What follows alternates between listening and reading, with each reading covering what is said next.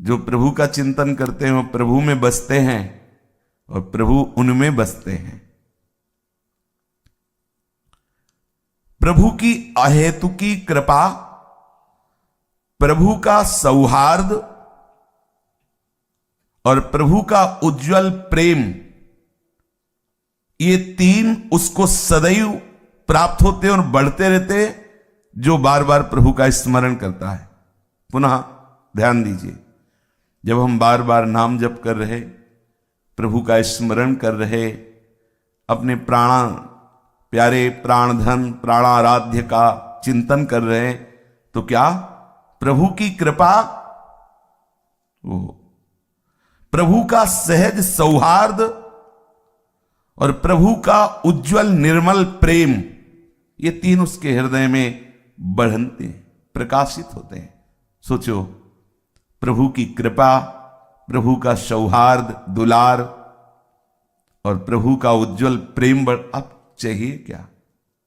आपको अनुभव में नहीं आ रहा, पर यह प्राप्त हो रहा है, सत्य वचन है।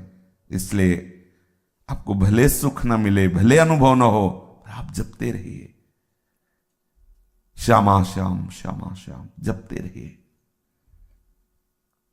बड़ा सुख है।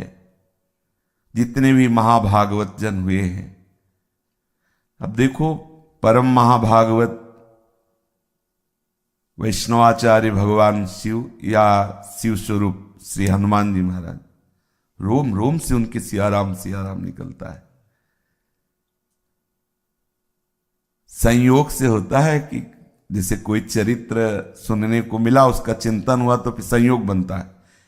एक दिन ऐसे ही स्वप्न में देखा कि संत महात्मा जन पधारे हैं और उन्होंने देखा एक रामानंदी तिलक लगाए हुए श्री हनुमान जी महाराज पधारे।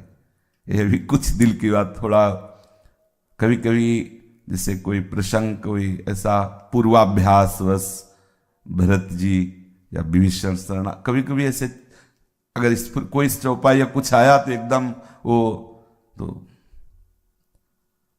हनुमान जी से प्रश्न कर रहे हैं संत जन कि भजन करने पर भी आप जैसा प्रेम क्यों नहीं हो रहा, आप जैसा आनंद क्यों नहीं आ रहा। स्पष्ट शब्दों में सुनाई दे रहा था। उनका जब तक अहम मैं कर रहा हूं ये रहेगा, तब तक ऐसा आनंद नहीं आएगा। बड़ा दैन्य स्वरूप हनुमान जी महाराज, बड़ा दैन्य। बार बार केवल इस बात से रोना आ रहा था कि इतने महान, इतना दैन्य। सब संतों को प्रणाम करे, एकदम मतलब लुजलुजाए, महावीर है, विक्रम है, अरे पूछो मत। लेकिन उस समय जो दर्शन एकदम प्रेम से द्रवित, हृदय नहीं रोम रोम उनका एकदम, बैठ करके घंटों केवल इसी बात में कि कैसा प्रेम का स्वरूप है श्री हनुमान जी महाराज का, कैसे रोम रोम से